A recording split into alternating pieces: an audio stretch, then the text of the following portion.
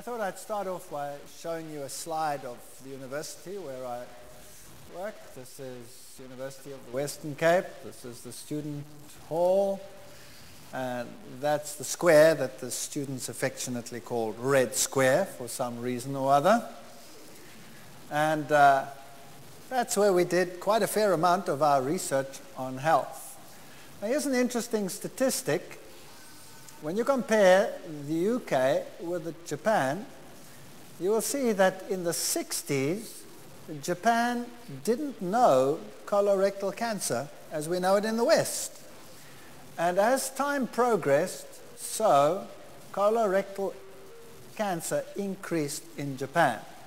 Now this is amongst men, whereas in the 60s, colorectal cancer was quite prevalent in Western society.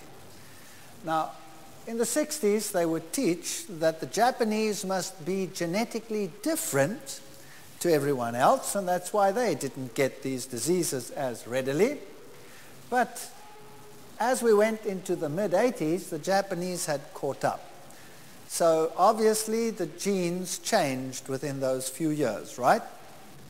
Or maybe something else changed. Or when we look at the women, it's the same sort of scenario. Also a catching up. The women were lagging a little bit behind the men. The men seemed to change more rapidly than the women, but it's the same basic trend. So what we have is a change in disease occurrence within a nation in a period stretching over just 15 years. Now what has changed? Obviously, it's not only genes that run in a family, but diets run in a family as well. And what had happened is that Japanese society was adopting Western lifestyles, imported mainly from the United States of America, like many things, and so they bore the same sort of diseases. If we look at the 10 leading afflictions that cause death in the United States, in 1995, the number one killer was heart and blood vascular diseases. The second one was cancer. And then came chronic lung diseases, accidents, pneumonia, diabetes, HIV, suicide, liver cirrhosis, kidney failure, and all the other possibilities in between, from infectious diseases to you name it. But the two top killers, obviously, were heart and blood vessel diseases. And if you look at the causes of what caused them, then it gets even more interesting. So almost 1 million people died in that 1 year from heart vascular diseases, and over 500,000 on cancer. And then there was a reduction as we go down the list. So AIDS, not very prevalent. Those two were the top diseases. And looking at the reasons or the underlying factors, poor diet and inadequate exercise is the number one cause of those diseases in the world.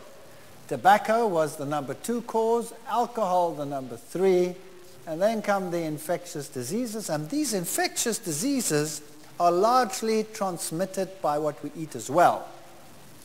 So the first 4 causes have to do with lifestyle. That's quite incredible. Then come toxic agents, firearms, sexual behavior, motor vehicles, and illicit drugs. So obviously, if we could change our lifestyles, that would make a very, very big difference. Obviously, from what we saw, 7 factors to longevity, no smoking must be quite high up on the list. Number 2, we need enough rest. Sleep 7 to 8 hours. Few people actually do that. And eat breakfast regularly. We'll be talking about that some more as we go along, what the benefits are of eating breakfast. People in a busy lifestyle tend to skip breakfast because they haven't got time. They're rushed in the mornings and they make lunch and dinner their main meals. No eating between meals. That is a very important criteria. If you don't eat between meals, you don't have to start the process all over again. Leads to much fermentation. We'll deal with that issue as we go along. Maintaining a proper weight is important. Exercising regularly, and moderate or preferably no alcohol, those would be the factors that science has lifted out as the main ones leading to longevity. Here's an interesting statistic. How many patients are killed by their cures? This is a study that's being done all over the world. This particular article comes from a scientific magazine, and it deals with the United Kingdom. If you can see over here, 70,000 deaths and cases of serious disability in England each year from what? Prescribed medication. That makes prescribed medication the number 3 killer in the industrialized world. So number 1 killer is heart vascular disease, number 2 killer is cancer, and the number 3 killer in the world, in industrialized countries, prescribed medication. That's not drug use, prescribed, what the doctors prescribe.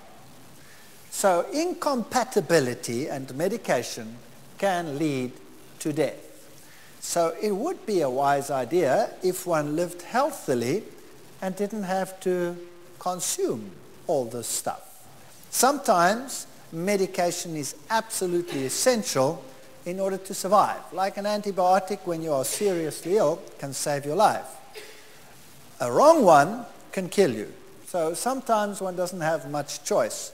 But if you were healthy and you could avoid many of these things, that would be the best of all.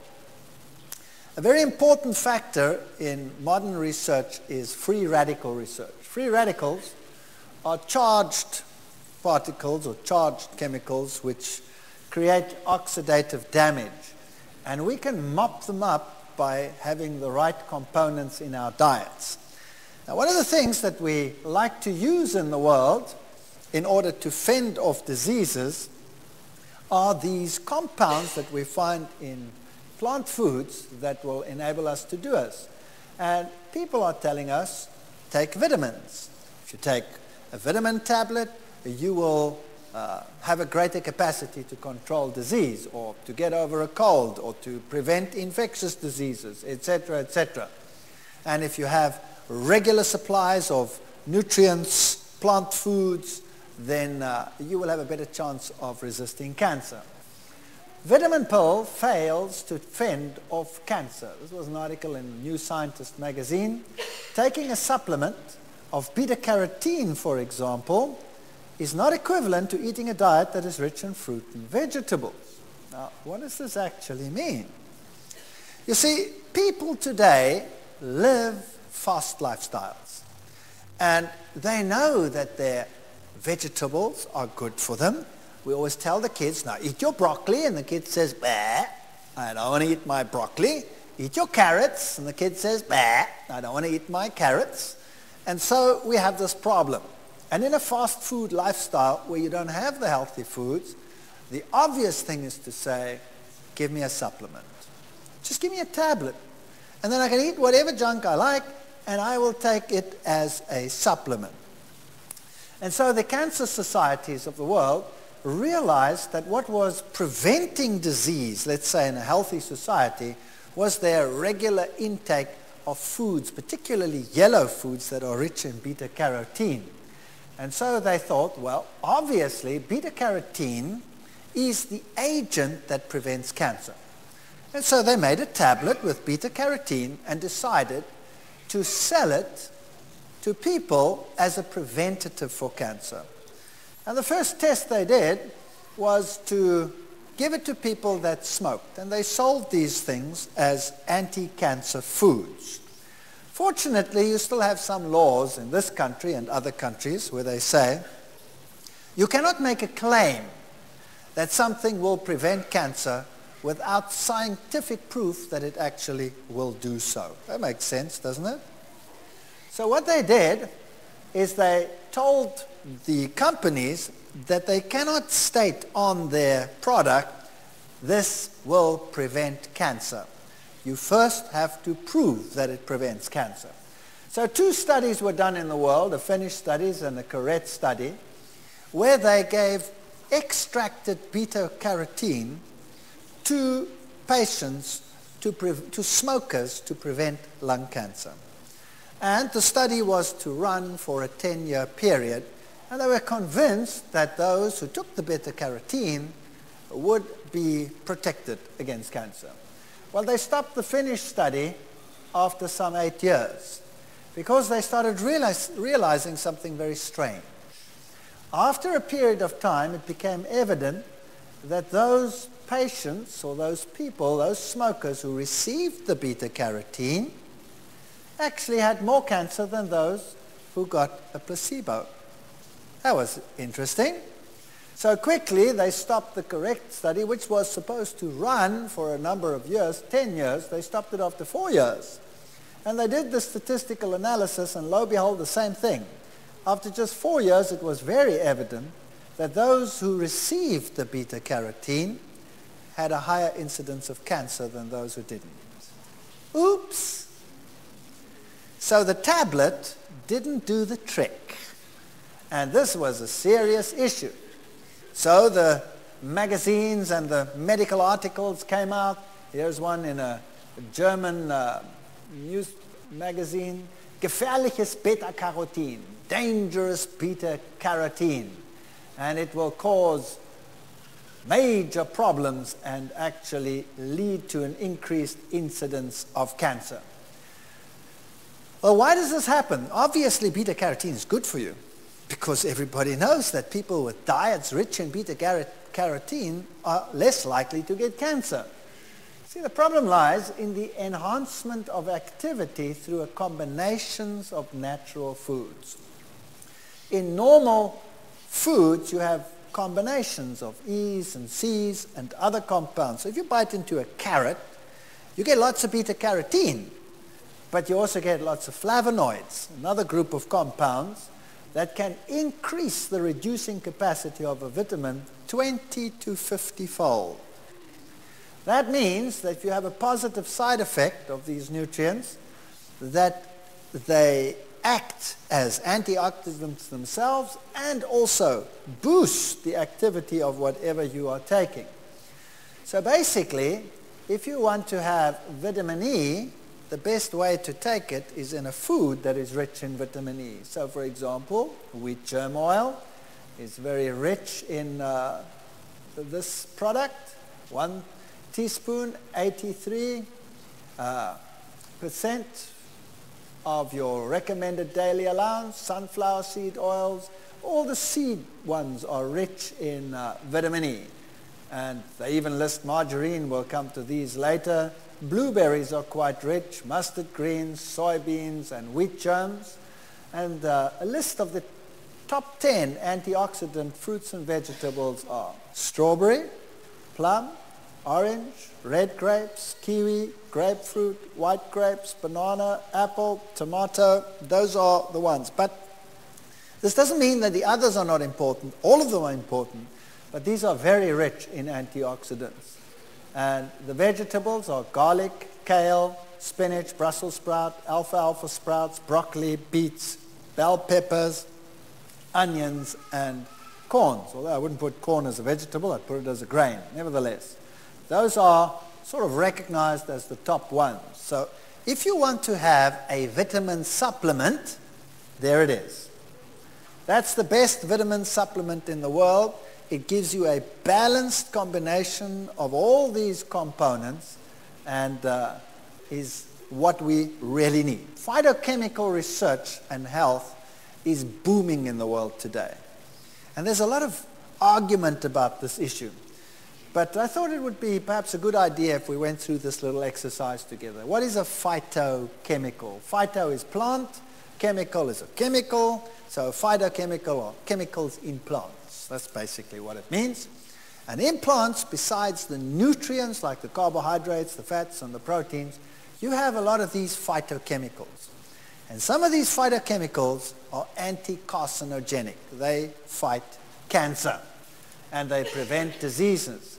So phytoestrogen, for example, is a very important phytochemical. And many plant foods contain phytoestrogens. Now don't get confused. A phytoestrogen is not the same as a normal estrogenic hormone in the female. Women produce estrogen, the female hormone, and men that consume phytoestrogen won't suddenly become effeminate. Definitely not. These chemicals are similar to estrogens, but they're not the same. Now, a woman, for example, in menopause will have all kinds of symptoms that are debilitating. And so she will go to the doctor, and the doctor will prescribe hormone replacement therapy. Isn't that right? And he will prescribe estrogens to replace the natural estrogens that have been taken out of the system. What happens then is that you are supplying a synthetic or extracted estrogen to take the place of what you have lost, and it has been found that that estrogen is carcinogenic. And so your risk of breast cancer is greatly increased when you take those type of estrogens. Now, plants contain natural estrogens, which are not like mammalian estrogens, but they compete for the binding site, and strangely enough, these are anti-carcinogenic. And so women and men need these phytoestrogens in their diets. Health benefits of diets rich in phytoestrogens would include, for example, prevention of breast cancer. Gentlemen, in case you thought that that only applied to women, prostate cancer and other cancers are prevented by phytoestrogens. Heart disease and stroke, osteoporosis, menopausal symptoms, brain diseases linked to aging, Alzheimer's, and all of these can be retarded greatly by phytoestrogens. Alcoholism, if you were an alcoholic and you have to overcome the negative effects, then phytoestrogens can help. And inflammatory diseases such as rheumatoid arthritis, all of these are benefited by diets rich in phytoestrogens. So you really want to get those into your diet. They are what we call nature's designer estrogens. Imbalances in estrogen are strongly linked to many major Western diseases, including heart disease, cancer, prostate, and breast cancer. And excess estrogen, that's normal estrogen that you would get in hormone replacement therapy, for example, can promote the growth of cancers. And you want to prevent that. So what can women do, for example, if they want to have a normal, relatively normal, healthy lifestyle when they get into their menopausal years without taking all these medications that can be so problematic? So what are phytoestrogens? Here's a little definition. Phytoestrogens are natural plant molecules similar in shape and size to human body estrogen, but not identical. And this slight difference means they don't have all the same effects of estrogen, and luckily, since some of the effects of estrogen can be nasty. So what do? They help to control dementia. That's people who do not remember things and develop age, loss of memory, and Alzheimer's disease, cognition, alcoholism, immune system, and then also the symptoms of menopause, hot flushes, menopausal symptoms, endometriosis, osteoporosis. All of those can be limited by phytoestrogens. Cancers, prostate, colon, breast, leukemia, all general cancers, skin cancer, inflammatory diseases, kidney diseases, cardiovascular improvements. So you can see that this is very, very widespread.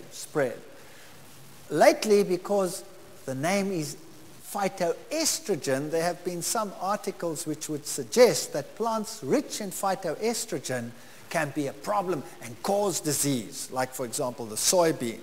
Of course, none of this is true, and reputable scientists over the world have recognized that there is some skullduggery there trying to undercut natural foods for the sake of some other industries.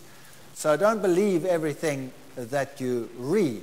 if you want to know exactly what it is that has been isolated as the key component in some foods, for example, Brussels sprouts, has a compound which is known as sinigrin, and broccoli, sulforaphane, and also diethiotones, etc. So there are all the citrus fruit contains limoline, and so we have certain foods, phytic acid in grains, for example.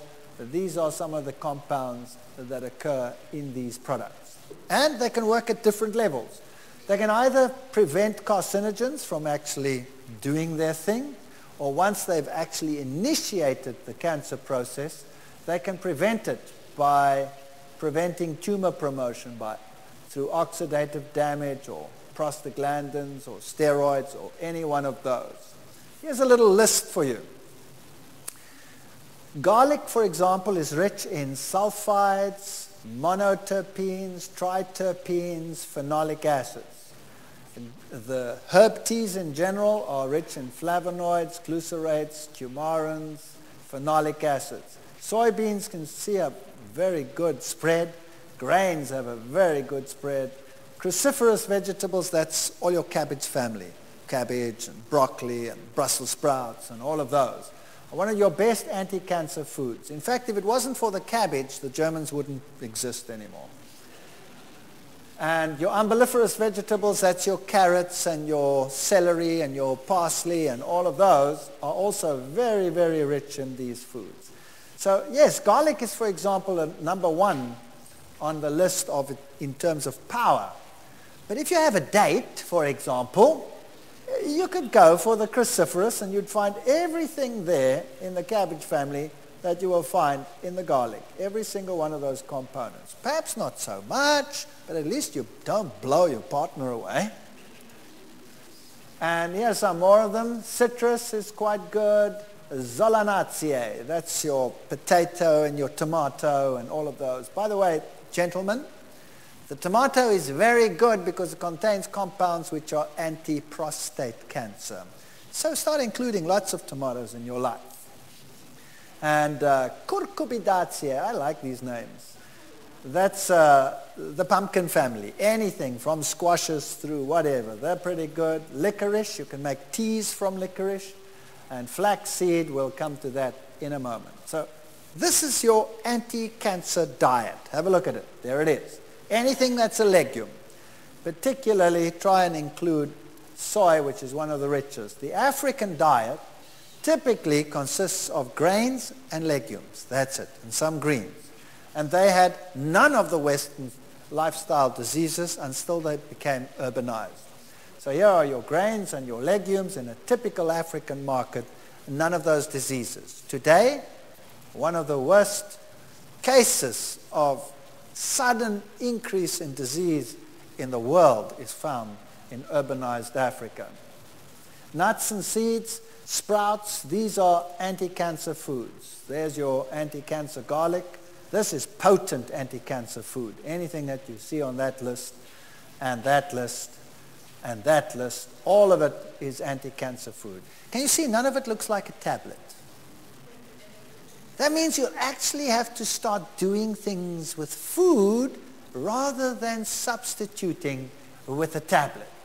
And learn to start living life with these foods. So the high anti-cancer foods are garlic, cabbage, licorice, soybeans, ginger, and carrots, celery, and parsnips. The medium ones are onions, herb teas, turmeric, citrus, whole wheat, flax, brown rice, tomatoes, eggplants, peppers, and all of the rest of the cabbage families besides cabbage itself. And then you can add there some of your grains and your condiments. So here's a summary of findings. Phytoestrogens and breast cancer.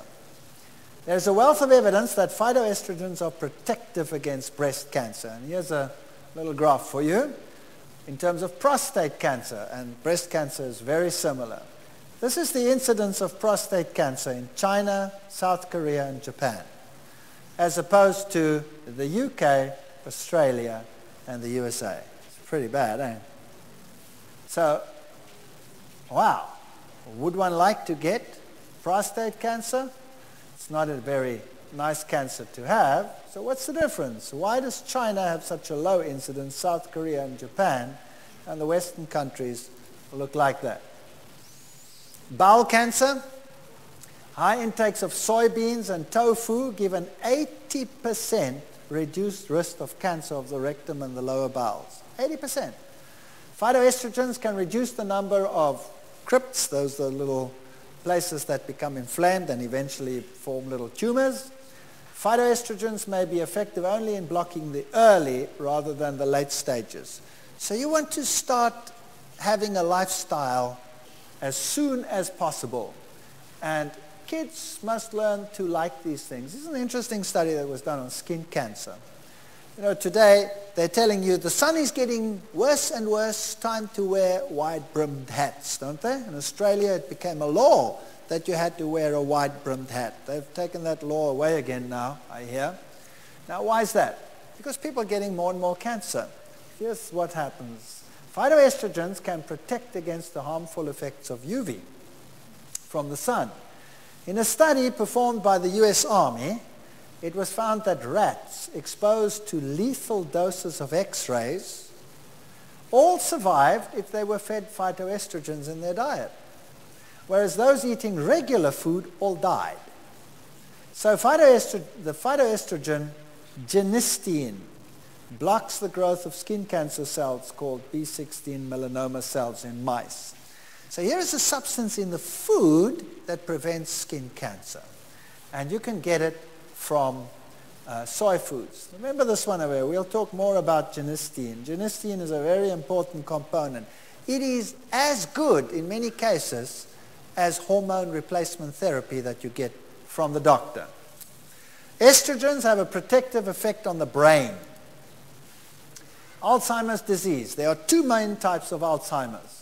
Early onset, which strikes anywhere from the age of 30 to 70. I know someone who's just 40 years old who's got Alzheimer's disease, and you have to pen him in. He's like a child. He'll get undressed and he'll start walking down the street naked. It's pretty bad.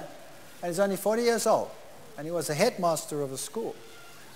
And appears to be genetic. It often runs in family. More commonly, Alzheimer occurs late in life. It's more sporadic, and it is about 1.5 times more common in women than in men. And it seems to be more common in people living in urban rather than rural areas. Why? It's a diet question. Now, why is it more common in women than in men? You see, women have high estrogen levels. And then when they get older, when they start going into menopause, estrogen levels drop. They crash. And then they get the menopause symptoms, and then they get hormone replacement therapy from the doctors, which are carcinogenic.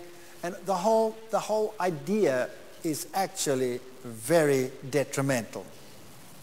Now, because their hormone levels drop so low, the protection that the brain needs, estrogens, is removed, and they're more prone to Alzheimer's disease. Men also have estrogen. We have everything a woman has. We just don't have the high levels that a woman has. But the man's estrogen level doesn't drop throughout his lifetime. It stays relatively constant. So we don't have that time period when we get old, when estrogen levels suddenly drop.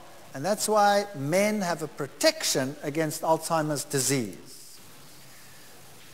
Cancer of the uterus, there's a 54% reduction if you have foods high in phytochemicals. Stomach cancer, regions in Japan that have high tofu intake, for example, have the lowest rates of stomach cancer.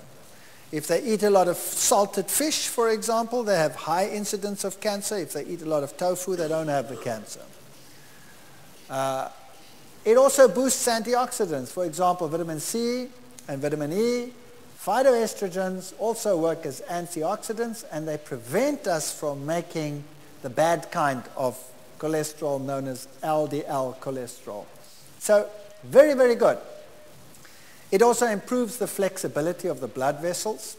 In your blood vessels, there are muscles and all kinds of layers, and the blood vessel has to remain flexible. As you get older, it gets impregnated with fats and it gets less flexible.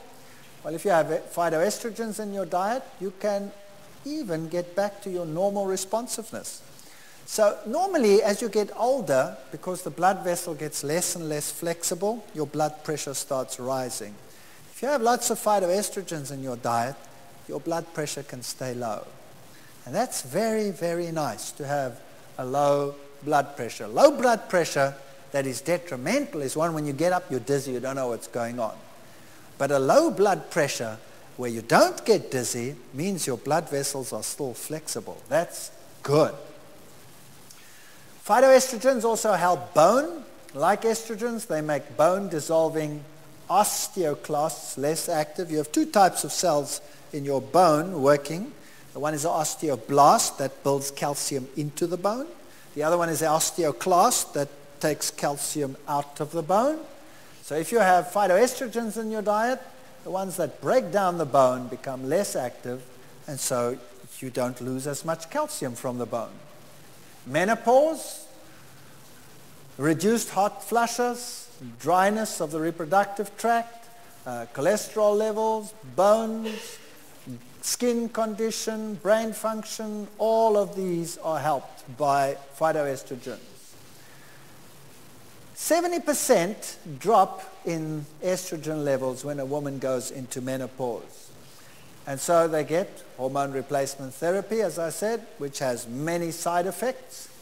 And I would like to do a little quiz with you now to see how well you fare in terms of your phytoestrogen diet.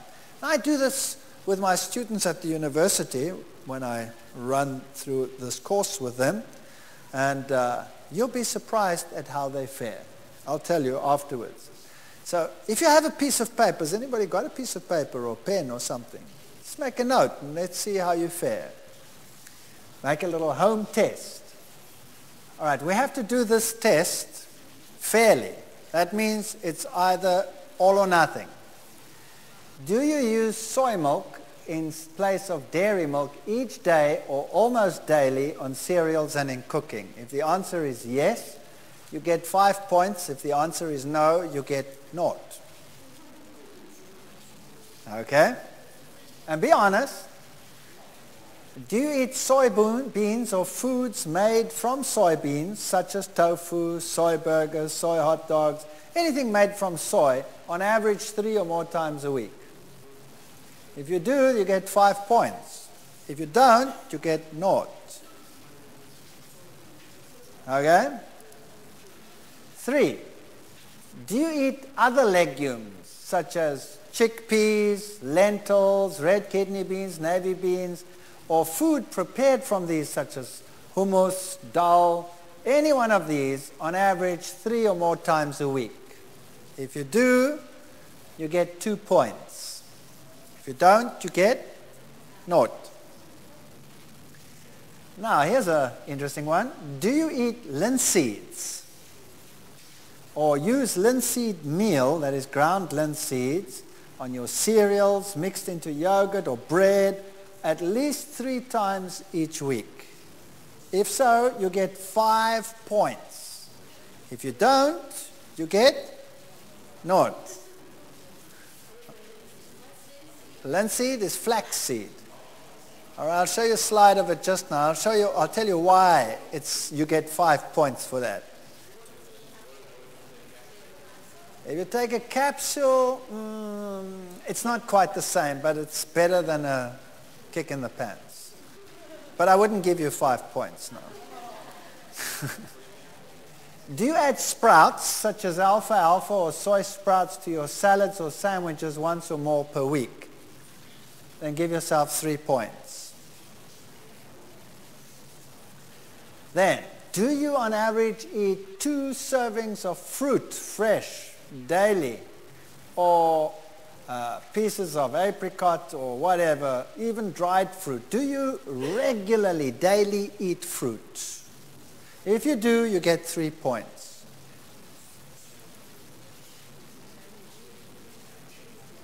And then, do you on average eat at least 5 servings of vegetables of a variety of colors each day? Very few people get that far. Then you get 3 points. That's different vegetables. Then, if you use wholemeal grains, in other words, no refined flours, but if you use wholemeal, 3 or more servings each day, everything whole grain. So that could be whole grain, it could be rye, it could be brown rice or wholemeal pasta, any one of those. Do you use them regularly? 3 points. If you eat nuts and seeds, nut butters, even including peanut butter, at least 3 times a week, you get 2 points. Then, do you mostly choose fresh juices, such as tomato or vegetable juices, in preference to soft drinks? If you do, you get a magnanimous 1 point. This is just a phytoestrogen test, okay? Do you drink herbal teas most days? If you do, you get another magnificent 1 point. If you don't, you get 0. If you use only virgin olive oil in your cooking, in place of margarines and things, or sunflower seeds, or any one of them, you get 1 point. Do you eat at least 30 types of food per day? Now remember, this sounds impossible, but let's make this simple. If you read the list of ingredients on any can of anything, it's long, even if it means just the herb. Like if you add some celery, or you add some parsley, or you add this or that, all these little things, a little bit of garlic, a little bit of onion, potato, it's not too difficult to get there. If you do all of that, you only get 1 point in any case. So I'll be nice to you, give yourself that point. Now, let's add up the score. Let's add it up. And let's see where we get.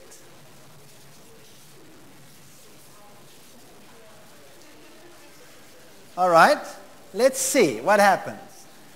Who in this audience gets between 26 and 35 points? All right, there are 1, 2, 3, 4, 5, about 6 or 7. Who fall into the second category? 16 to 25 points. There are quite a few that go up there. That's pretty good protection. If you fall into those categories, you're pretty good. If you fall between 6 and 15, are there some here? Don't be shy. Yes. That's not so hot. Anybody between 0 and 6? Yeah. Guess what the average is for a typical secular university class like I have? I have about 450 students I had in my class. Guess what the average was for all of them? Under 3. So all fall into this category. Every single one in the world out there. That's pretty bad. Now, I'm talking here to a society that should be health conscious. And so we had some in there, we had some in there, and we had quite a lot in there, and we even had quite a few in there. Right? So there is a lot of room for improvement here. A lot of room for improvement. Proteins. How much protein do you actually need? Well, let's just backtrack. Number one, if you want to be healthy, you have to have a variety of foods in your diet of plant origin, and that will supply phytochemicals, right? That was the 1 point. Second point, now we're going to deal with the bulk dietary foods in what we are eating. Number one, proteins. How much protein do I need? Well, the World Health Organization, the United Nations University, and the FAO say that adults need 0.75 grams per kilogram per day. Now, that's very little. I know that you work in pounds, so it's about 2.4 pounds to the kilogram, if I am correct there. And you can work it out, how much you actually need. You need very, very little protein. But mankind actually consumes vast quantities of protein. And anything that you consume more than you need becomes a problem. I'll tell you why. Because protein contains nitrogen. And when you break down a protein, you build it into your body as your own proteins. That's fine. But if you eat more protein than your body needs, you cannot store it. We cannot store protein. We can only store fats and carbohydrates. So we would have to change the protein we eat into a fat or a carbohydrate. That means we have to split out the nitrogen, and it gets split out as ammonia, which is toxic, and we convert it to urea, and we have to get rid of that through the kidneys. But it's a toxic substance. And if we have too much protein in the diet, that means we put a toxic load on our system. So better not to eat too much protein and rather eat more carbohydrate. Now what does the world teach you? That if you have a lot of carbohydrate, you're going to get what? Fats. Is that true? Or is it not true? In actual fact, it's not true. If you eat refined carbohydrate, you're going to get fats. But if you eat whole food carbohydrate, you will not get fat. All right. Let me make an analogy. A car is built of iron. Is that right? The engine block is built of iron, and the chassis is built of iron. The whole car is built of iron. So the obvious fuel for the car to run would be iron. So that's why you fill up your tank with iron filings. Is that correct? No. What do you fill up your tank with? With gasoline. With gasoline. Because you're going to burn that. Now the same applies to the human body. The human body, the structural component is protein. So you're built up largely of protein. Now you don't want to run on protein. You want to run on carbohydrate. That's the fuel of the body. And when you burn the fuel in the body, you produce carbon dioxide and water. The water is useful to you. The carbon dioxide, you go, and it's gone. Right? Whereas if you burn protein, you get all these accumulated toxins in your body, these harmful compounds. Your ammonia has to be converted to urea. That may not get too high a concentration, or else you will die. The sulfur in the protein has to be built out. That creates sulfate, sulfuric acid, so you're creating an acid system. You have to neutralize that by releasing calcium from the bone. You are creating problem after problem by eating too much protein.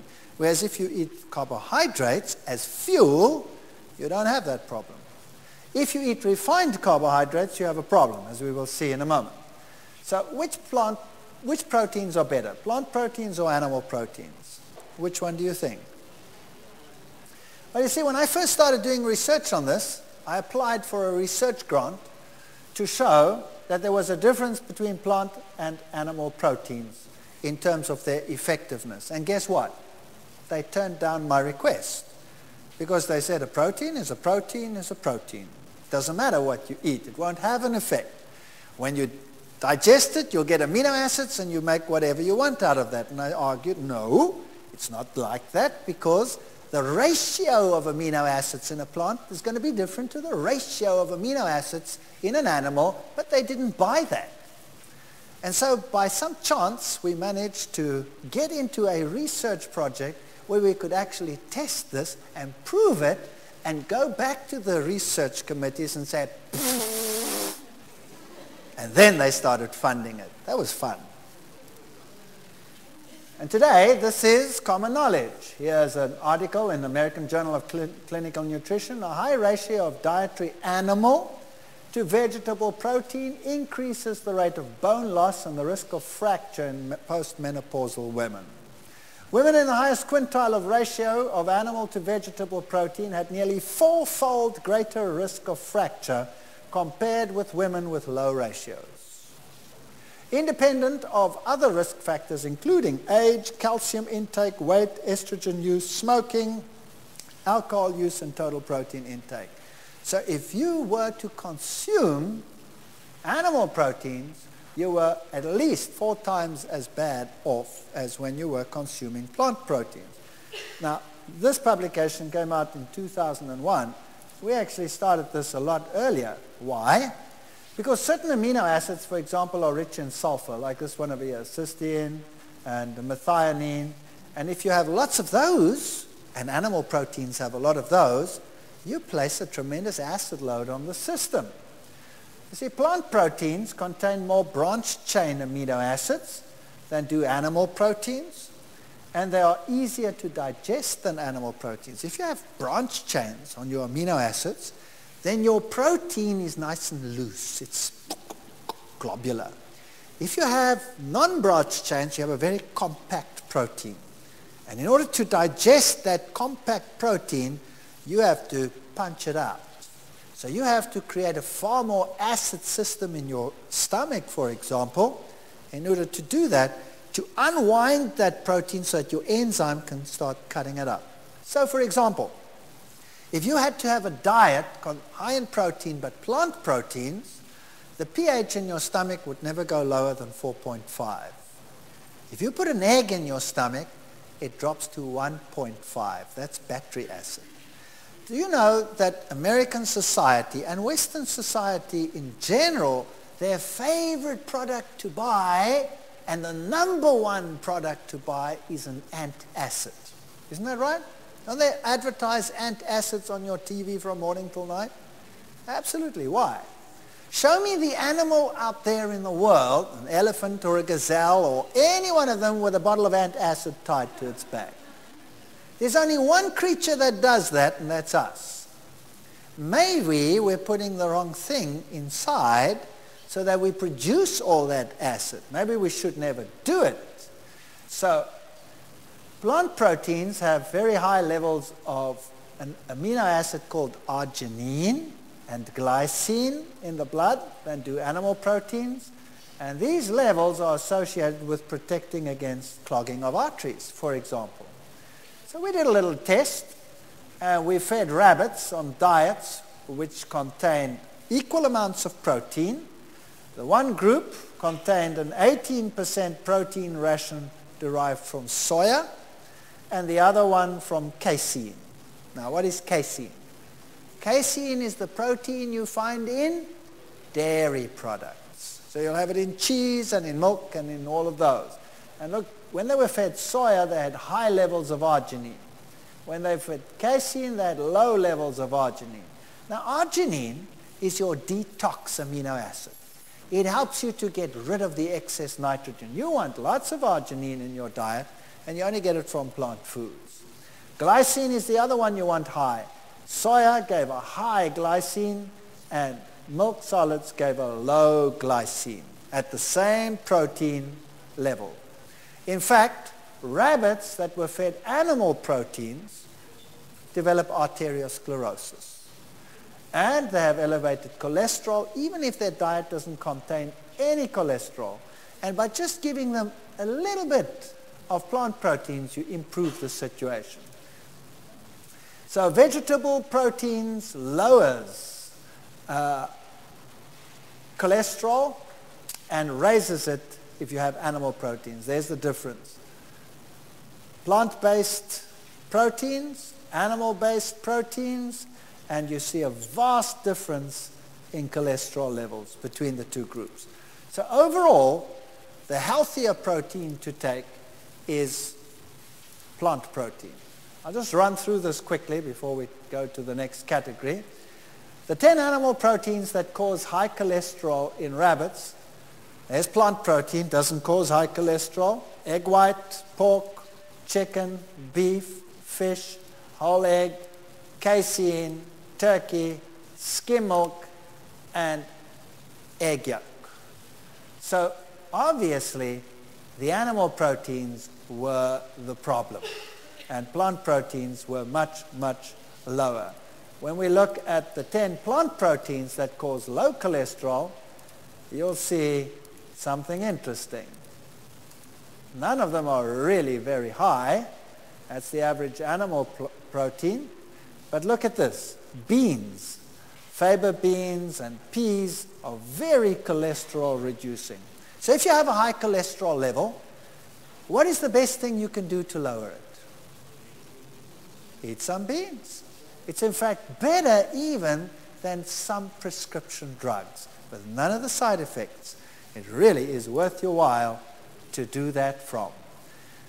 In our next session, we'll be dealing with calcium and where we get our calcium from.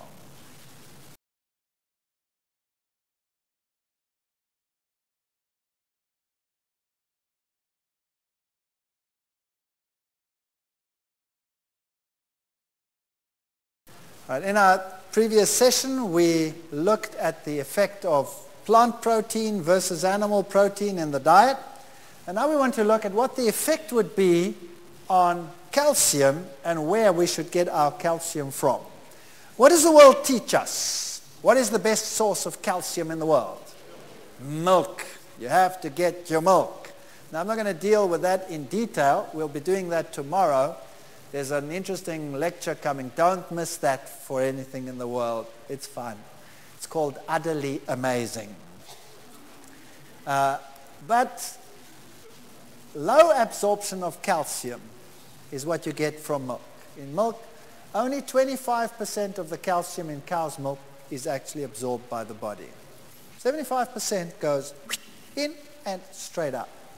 Human milk, although it contains less than half the calcium of cow's milk, is a better source of calcium because of its high absorption. So here's a difference already. And then kale, that's that green cabbage leaf, turnip greens or sesame seeds are better sources for the same reason. So those are your good sources of calcium. Anything that's dark green is a good source of calcium. Have a look at the acid loads in food. Fish will give you an acid load of 7.9 milliequivalents per 100 grams. That's quite high. Bread will give you 3.5, flour 7, pasta 6.7. That's lower, but still reasonably high. If you come to meat, it goes to 9.5.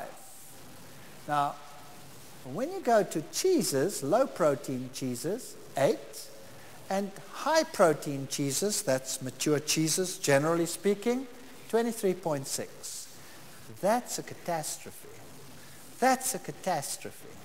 How are you going to neutralize that acid load? The answer is fruits and vegetables give a negative acid load, so that is positivizing. But unfortunately, the body reacts to acid in one way only.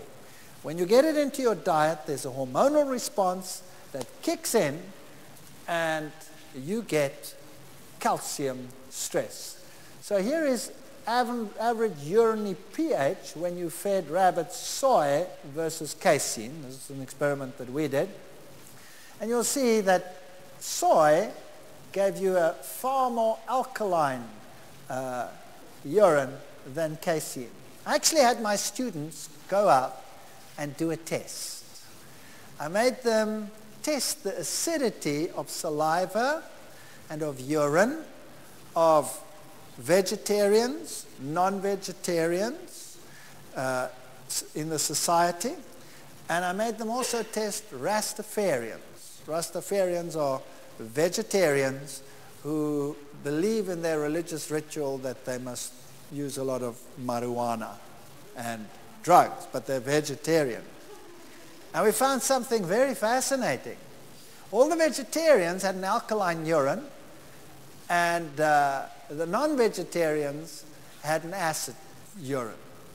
And the vegetarians had an alkaline saliva, but not the Rastafarians. They had an acid saliva from the dope that they were taking.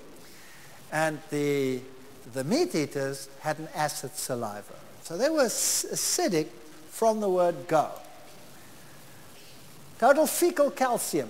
When you fed these rabbits foods, the ones that were on casein, that is the protein in dairy, that went straight through, out. So they didn't absorb it if there was casein in the diet. If they had soya, they had a much better rate of absorption, in fact, twice as high. Urinary calcium, so even that which they did absorb, when they were on casein, they urinated it out.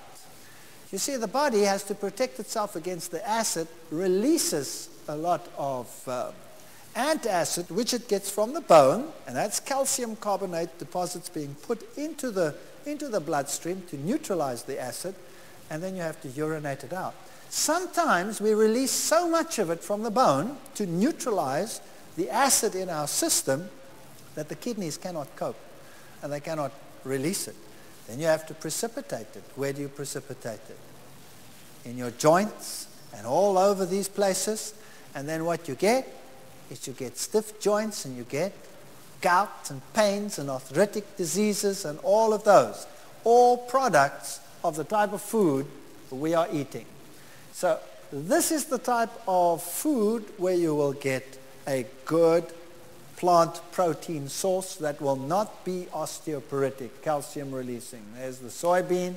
You can soak it and freeze it and use it whenever you want to. Greens such as kale, broccoli, bok choy are as good as milk in terms of calcium absorbability. There are all the journals that confirm these experiments. What you see on the screen there is your calcium source. Have you ever seen a horse run after a cow and say, "Excuse me, could you satisfy my calcium needs for me today?" Yes or no? No. There's only one creature in the world that does that, and that's man. You think cats do it? Or do we induce cats to do it? Did you know that the veterinary societies in the world have issued warnings, do not feed your cats milk, because they get kidney failure from the high acid load that it produces, and then they start urinating blood, and then your cat dies. So take away the plant proteins from your cat, and it will not get it. So not even a cat should have it. But humans, well, who cares? They can have it, right? So these are your calcium sources. Now, let's have a look how phytoestrogens help bone. Like estrogens, as we said, the osteoclasts become less active. So a woman is not likely to get osteoporosis while she is in the flower of her life. But when she goes through menopause, that's when the trouble starts. Isn't that right? And later on, when they fall, they break their hips. Now, there's a compound that you would like to get, and that is the compound genistein. You find it in soybeans, but somewhere else also. That suppressed the activity of the bone-dissolving cells. So you want to have that in your diet. Ladies, you want to have genistein in your diet. Where'd you get it from? Soybeans, amongst others. Several studies have confirmed that phytoestrogen genistein is almost as effective in preventing bone loss in animals as Premarin, which is one of the most commonly prescribed hormone replacement therapies. So genistein is almost as good as that. But this one causes cancer, and genistein doesn't. Which one would you prefer? Just asking. Just asking. So how do you get enough of that? You know that seed? That's flaxseed. Flaxseed. Flaxseed is the highest source of genistein in the world. So if you eat flaxseed just like that, it goes in there and out the other side, and goodbye. So what do you think would be a good thing to do to flaxseed? Grind it. Put it in a liquidizer and go, then you have ground flaxseed. Put it in a bottle, put it in your refrigerator. When you have breakfast, when you have muesli or granola or one of those in the morning, take flaxseed, a teaspoon or two, and pour it over it. If you have porridge, put it over there. Put it in your bread, bake it in there. How many points did you get for flaxseed? 5. Now you know why. And men, it'll help you be more cognitive, help your brain function, prevent prostate cancer. So it's good for the men too. Improved mineral content and density in a bone. A Danish study which found that soy milk containing naturally high levels of phytoestrogen actually stops bone loss that would otherwise occur in women after menopause. Women who consume 2 glasses of soy milk daily, delivering 50 milligrams of isoflavones over the 2 years, did not lose bone from their spine. So it's advantageous to take soy milk rather than cow's milk. Cow's milk will cause bone loss. I'll prove that to you as we go on. We did a lot of research on osteoporosis. In an Australian study conducted at the Royal Women's Hospital in Melbourne, postmenopausal women experienced a 5% increase in bone mineral content when they ate 45 grams of soy grits every day for 3 months. Just including soy in the diet solves the problem. Estrogen impersonates blockers. So phytoestrogens are able to impersonate estrogen because of their similar molecular shape. And these phytoestrogens are very selective where they dock. In other words, the receptors that they go on. We have receptors in the bone. We have receptors. Women have receptors in the breast. Men have receptors in the prostate. We have receptors in our blood vessels. We have receptors in the brain. And you want these compounds in there. There are 2 types of estrogen receptors. The one we call alpha, and the other one we call beta. And estrogens normally dock to both of these equally. So estrogens will dock to any one of them. But given a choice, phytoestrogens prefer beta. Now, this is interesting. This is very desirable since beta receptors are found in bone, brain, and blood vessels. So if you have a diet rich in phytoestrogens, if you put soy milk on your cereal in the morning or on your granola, that'll help your brain, your bone, and the breast. Women, you cannot afford to go without this stuff. And that's where you want it to work. By the way, Korean women are known for the fact that they don't experience the typical Western menopause symptoms. While the Western women are hot flushing and exhausted, the Korean women are, after retirement, off overseas on holidays. And, you know, people say that all this soy will cause mental debility. Have you heard of that one? Have you ever read that soy products cause brain problems? The contrary is true. They say your kids will become stupid. My question is, why do the Koreans win the mathematics Olympiad every year? Because they are quite sharp up there, and their diet definitely contributes to that. Now, carbohydrates, what to avoid and not to avoid. These are 2 groups of rats, and they're equally old. These rats over here on the left are alive and well. They're being held by the tail there. You see they're pulling at their tail. They're investigating these that look like moth-eaten mothballs. The tails are limp. They are at the point of death.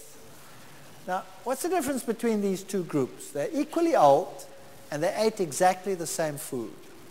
But this group over here lived only half as long as this group on the left. What was the difference? One difference alone. The group on the left got as much food as it needed. The group on the right could eat as much as it wanted. And they lived half as long. Not a good idea to eat continuously. Western society eats continuously. They have 1 meal a day, all day. Refined foods are what they normally eat. So if you have a company called Black Blondel's, you know, when you go there, you get a burger, and that has a refined bun on it, and then it has a meat patty inside of that, and that's basically a refined food. It's a devitalized food. It impedes the immune system. It's diabetic, carcinogenic. The rats that are fed carcinogens, those are compounds that cause cancer, and a complex carbohydrate, show lower index of breast cancer than rats fed carcinogens and simple sugars. And then it also leads to obesity. The whole world today is geared on refined foods. There are very few countries in the world where you can buy decent bread, for example.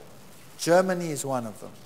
Germany has excellent bread and excellent laws in terms of bread. But you go anywhere else, go to the Middle East, go to Africa, come to the United States, you name it. I always say you need 2 loaves of bread to make a sandwich in the United States. You put whatever you put on the one and on the other, and you take the 2 loaves and you squeeze them together, you have 1 sandwich.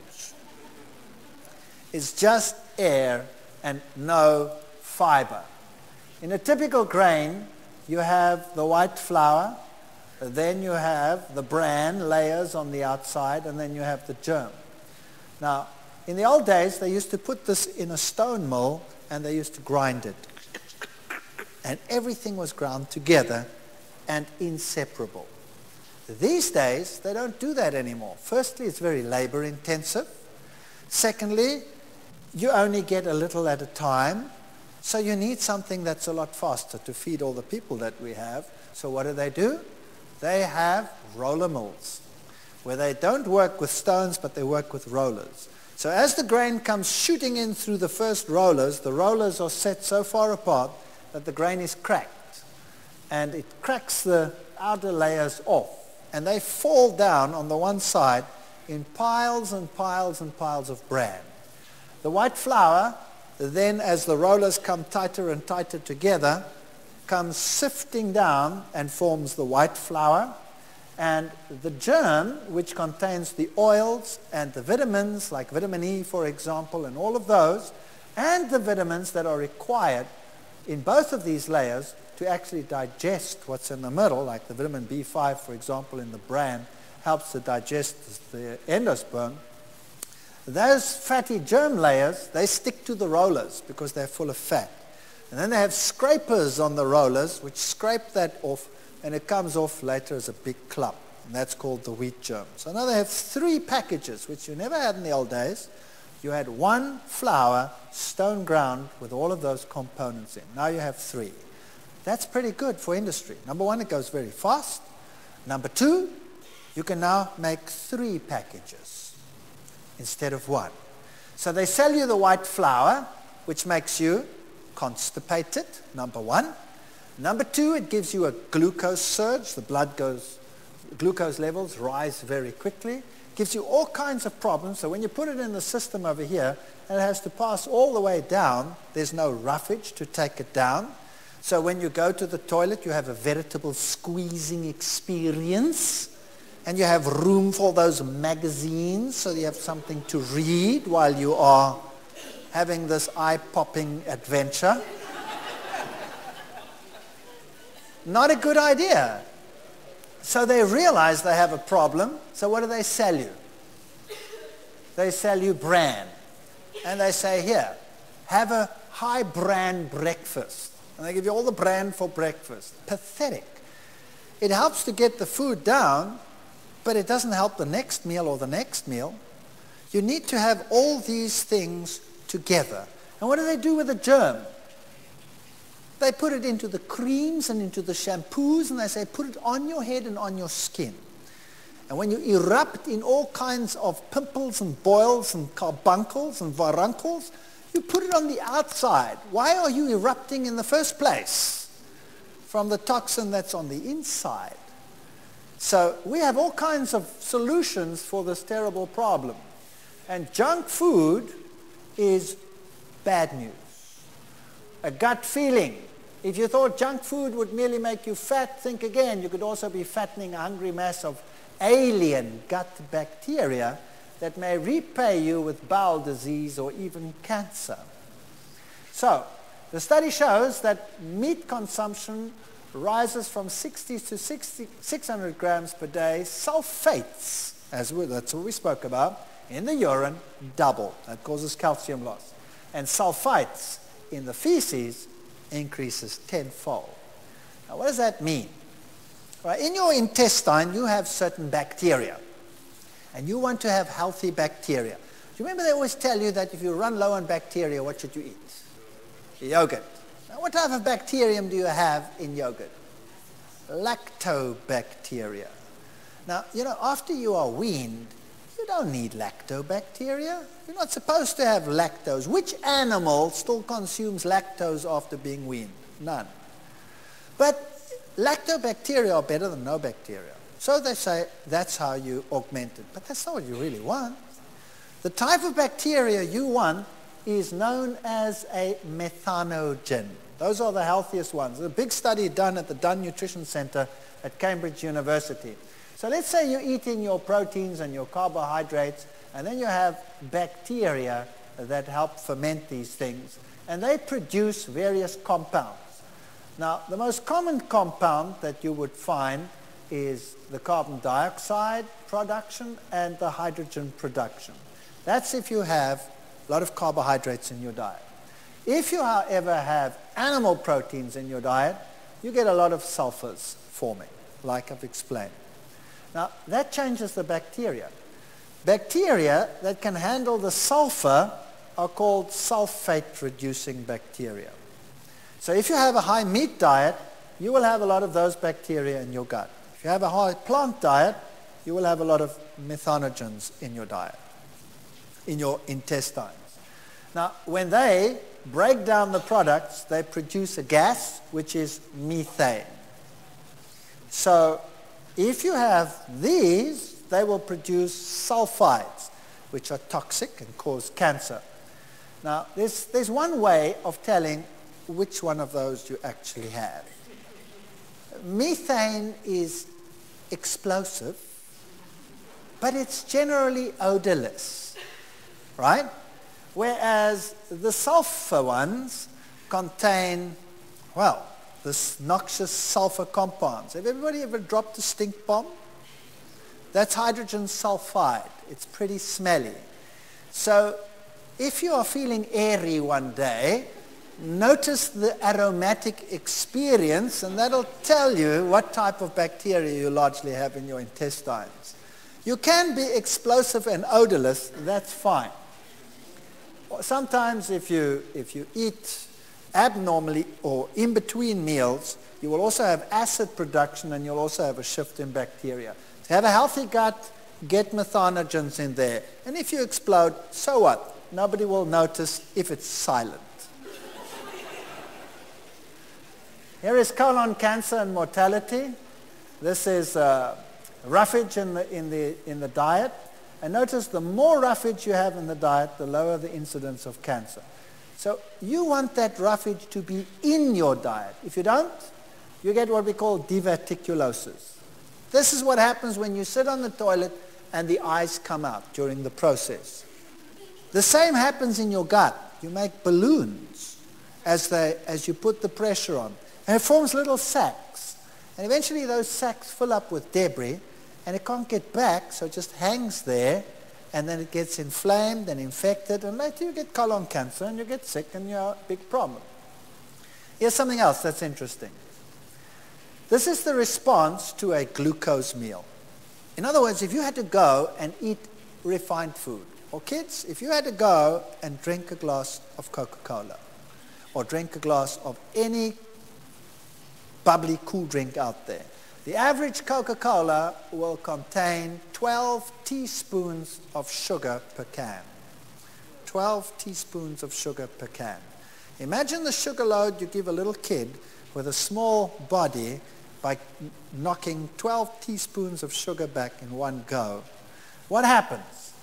Here is a glucose meal. Here's plasma glucose levels. So here's a glass of sugar water, and you're drinking it, and immediately up goes the glucose level in the blood. And then it has to be brought down, because if it doesn't get brought down, you will go into a coma. So the body responds by an enormous insulin release. So that's the response of insulin immediately after that glucose meal. And because the insulin level is so high, the glucose level drops like a rocket. And it drops to lower than normal resting level. Normally you're there, but because you've had too much insulin released, it now drops to that. We call that hypoglycemia, low blood sugar. And there is hardly an individual in the United States of America that doesn't suffer from hypoglycemia, because they have refined diets. Here's the same amount of sugar when you give a diet with fiber in it. So if you take that same amount of sugar and you added some oatmeal gum to that, or if you take a fruit juice which contains pectin, for example, which is a fiber, that fiber holds on to the sugar. So what happens is it never gets that high, and your insulin levels never get that high, because that sugar doesn't go into the blood. The fiber holds it in the gut. And as the food goes down the gut, so it releases it slowly, little by little by little. And the end result is insulin doesn't go so high, it stabilizes, and at the end of the process, you have about the same level as you had in the beginning. See? No hypoglycemia. Now what happens when you're hypoglycemic? Firstly, you get nervous, and then you crave something to eat because you also get a sugar craving. And that's why you keep on noshing between meals. Now, I always tell my students, you will not come to my class after you've had a glass of Coke. You might as well stay outside. And you're not going to write exams for me if you ever drink a glass of Coke, because I will not take an excuse. I went blank. I couldn't remember anything. They always do that, right? Why they go blank? Because this is what happens. And they wouldn't believe me, so I said, well, let's test it. Let's get some rabbits. And we took some rabbits, and we gave some of them Coca-Cola, the equivalent of what a human would drink by mass. Now, the rabbits love it. And you know what? Some people say that's animal cruelty. And what do we do to ourselves? It's much worse. We do the exact same thing. That's what? Human cruelty? So is Coca-Cola human cruelty? So we give them a little Coke, and the rabbits drink it straight off the syringe. They go, and it's all gone.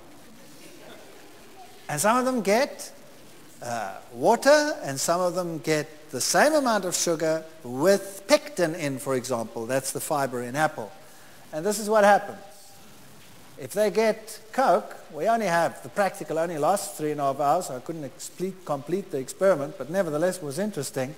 The high surge of blood glucose when they went on a diet here of plain glucose. Up it went. And then it came down slowly. After 3.5 hours, it still hadn't normalized. So that's okay. You have glucose levels in the blood. Glucose plus pectin, this one over here, started coming down nicely, regularly. Coca-Cola, boom, I even missed the peak there. Must have been up like that. Insulin surge and down. After 1.5 hours, they start going hypoglycemic. And that's when the student strikes a blank. Brain stops. Everything stops. So they start sweating. They start getting nervous. They shake. They have this warmness, pounding heart, increased heart rate, anxiety, shivering, freak. And then they say they remembered nothing. They also get confusion, drowsiness, weakness, difficulty in speaking, concentration, visual disturbances, and all of these symptoms. Not a good idea to have refined food. So Coca-Cola is really bad news, very bad news. If you should ever have to take something like that, make sure you do it with a meal. But Coke never. So, effect of food processing on blood glucose levels. The apple is the best way to consume the apple juice. Apple sauce is the next. Apple juice will give you the lowest levels of glucose in the end. Then, blood sugar peaks. Here's a medical journal. Is also dangerous for your blood vessels. You see, the blood vessel itself, when that sugar surges into the blood, gets damaged, and the little endothelial, that inner layer, gets damaged. All right, let's have a look at another issue, a fat issue. Dietary fat and breast cancer. It's pretty prevalent and obvious in the world that the more fat one consumes, the higher the rate of cancer. General cancer rates increase with more fat consumption. Look at the United States and Canada. They're way up there. In fact, the United States is always a good example to use because it'll 9 out of 10 times be your worst example. There are only 2 countries that beat you on one disease, and that is osteoporosis. Norway will beat you 2-1, and so will Holland, and Switzerland also beats you. But for the rest, you're right up there. You're winning everything these days. Here are UK figures from the 1940s. Notice, since 1940s, since the war, carbohydrate consumption has been coming down and fat consumption has been going up. And the same in the United States. fatty foods, fatty foods. That, of course, leads to obesity. So if you want to know how well you are faring, then you just work out this little equation for yourself. Your body mass index. What is your weight in kilograms? What's a kilogram is what? About 2.2 pounds. All right? Divided by your height times your height in meters, that'll give you your body mass index. And if you look at it, a body mass index which is lower than 20, in other words, if you're thin as a rake, that is problematic. This is fathers who did not work due to illness in India. The thinner they were, the worse off they were. So you don't want a body mass index of 16 or 16 to 17. Once you start getting to 20, you're getting okay. Then you stay okay till about 26, 27, 28. Then it starts getting problematic. 30 is still okay. Once you have a body mass index of 32 or higher, then you have a problem. So you should be able to just work it out for yourself. Just take your weight and your height and divide. So that is bad news. Obesity and the risk of death from cancer. For example, average body weight and the percentage increase of death rate. If you are above average weight, just 20 to 30, it's not the end of the world. But once you start getting to 40% overweight, then you have a big problem. And women are always worse off than men. And now the woman must also decide where she is overweight. There's a very simple way of doing this. Go and stand in front of a mirror. That's what you do. And you look at yourself and you say, where's my weight distributed? Is it in the top half of my body? In other words, am I well endowed around here? Or am I well endowed around here? If the main fat sits on the buttocks, then you are 3 times less likely to get breast cancer than if the main fat sits up there. That's just the luck of the draw. Nothing you can do about it. So whole food energy is the way to go to prevent these diseases. Bananas, potatoes, legumes, grains, all of these foods. Partially processed foods like tofu, for example, are also very good still. Breads, whole grain breads, nuts, seeds, fruits. If you have lots of those in your diet, then you will have, number 1, high phytoestrogens. Number 2, the right ratio of protein, the right type of protein. You'll have whole carbohydrates, no surges, none of these things that make you obese. It would prevent obesity, would prevent cravings between meals. And these are the very best tablets that you could consume in your life. Start getting variety, variety, variety into your life. And if you find a shop that looks like this, go ballistic. Visit it. Enjoy it. And food actually is fun when you're shopping in a shop like that, isn't it? It is fun. Is this enough energy to actually get things done in the world? Here are 2 groups of people. The one is they're both athletes. And the one group over here is getting one type of diet and this one another type of diet. The top group over here is getting a high carbohydrate diet. And the bottom group is getting a low carbohydrate diet. That means they're eating more meat products, for example. Now they start training. So they go for a jog in the morning for their training. They're training for a marathon. Notice that when they run, their glucose or their glycogen levels in the muscles drop. Boom. Now you're burning the energy in your muscles. You're running. Down they come. And now you go home and you start eating and you relax. The one on the high carbohydrate diet recovers to there by the next day. The other one only recovers to there. The second day they go jogging. They meet for training in the morning. Down comes this level, down comes that level. Now they recover during the day. That one goes to there, that one to there. Third day, Can you notice that the gap between the two is getting bigger and bigger and bigger? Now, this one is staying just below those levels. Now, if this one were to stop training for one day prior to the big match, where would he recover to? Easily back to his normal level. Isn't that right? In fact, he might even recover, if he rests 2 days before the event, higher than his normal level. Whereas this one would go that much, and the gap would always be tremendous. Now the two sets of athletes start getting ready for the run. Which one is likely to have the greatest stamina? The top one, no doubt. So that is why athletes today have to go on high carbohydrate diets, or else they cannot compete in a competitive world. So glycogen is essential for prolonged exercise, and exhaustion is due to a reduction in muscle glycogen. And we need to make sure that glycogen stays high. Work, of course, uses it up. And fat cannot produce the same amount of energy, speed energy, as glycogen. It's not as readily available. Over long term, yes, but not readily available. So 625 grams of carbohydrate per day leads to maximum replenishment of glycogen in athletes. Now, let us say you are overweight and you want to lose weight. What do you do? Tell me what you do. What is the best training, they say? What should you go and do? Go jogging, right?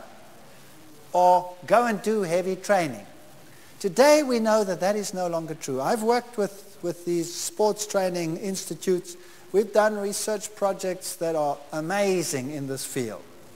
I want to tell you something very, very simple. If you want to lose weight, if you want to burn fat, then never do strenuous exercise. You will not burn fat during strenuous exercise. You will only burn glycogen, because that's the fast burner. Are you with me? If you are going to go for a heavy run to lose weight, you will lose glycogen, which you will recuperate with your food. You will not lose 1 ounce of fat. If you want to lose weight, what must you do? You must walk. Go for walks. And walk so fast that you never have to pant. That's how fast you must walk. Walk on a steady incline, and that you work up a nice sweat after a long walk, but that you don't have to go. That's the way you lose fat. If you're going to train hard, you're not going to lose fat. You're going to lose glycogen. So, even 10 minutes of walking per day is better than hard exercise. And science has found out that short exercises, 20 minutes, 10 minutes per day, is just as good as people that train themselves half silly. Isn't that amazing? So if you want to lose weight, go for walks. And try and walk on steady inclines if you can, which is difficult in your country. If you want to have endurance, how do old tennis stars, how did Steffi Graf manage to stay there so long? She had to change her diet. How did Boris Becker manage to stay there so long? How did Carl Lewis manage to stay there so long? They all changed their diets. They all went on to vegetarian diets with plant power to animal power. Plant foods give you more endurance, more energy, more power than any other food. If I didn't have the diet that I have, I would not have the stamina to do what I do. I can walk, I can do all these things, and I'm so grateful. Before I changed my diet, I was fit, and I did sport, and I did all those things, but I would come home and I would say, I'm finished, I'm exhausted, my brain is dead. And I used to have that dull feeling from the diet that I had. I never have that feeling anymore. And that's because I concentrate on whole foods, and I suggest you do the same.